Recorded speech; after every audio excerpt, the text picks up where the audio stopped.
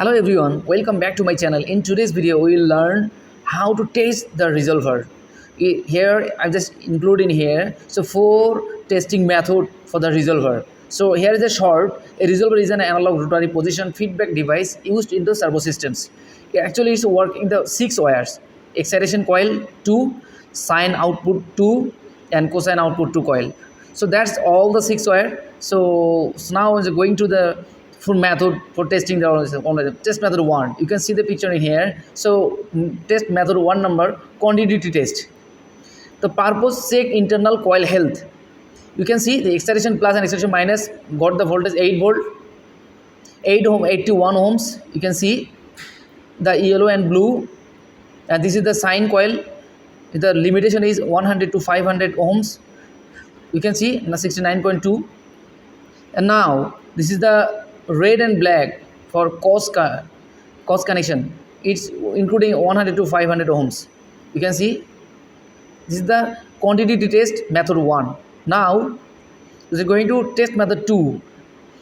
It's a voltage test, multimeter on conditions. You can see the excitation coil and excitation minus is got the 6 to 8 volt, and now the sine plus sine minus in 1.7, also cos plus and cos minus also the 1.7.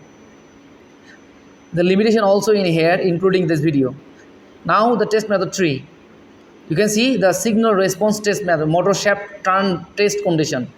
You can see the motor, now the resolver is turned on, servo motor is turned on. The step 1 to step 3 4 you have to apply. So you can the power on and the stop mode.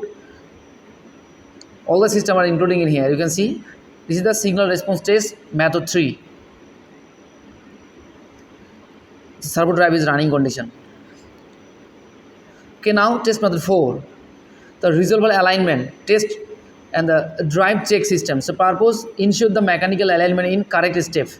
And go to the parameter setting P1070 axle position, and then one by one you slowly move the rotor shaft, and then it motor rates but.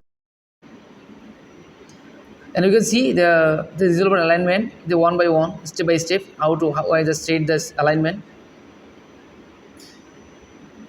Now the common resolver in servo systems. Error code, error 08 means the resolver signal not detected. Error 14 means invalid encoder signal.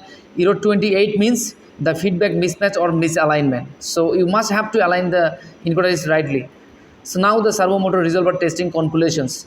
By following these 4 method systems, the continuity test, voltage check, live signal movement and alignment, you can easily identify whether the resolver is healthy or faulty. It is an essential part of the servo troubleshooting systems. So thank you for listening to me here today. Thank you.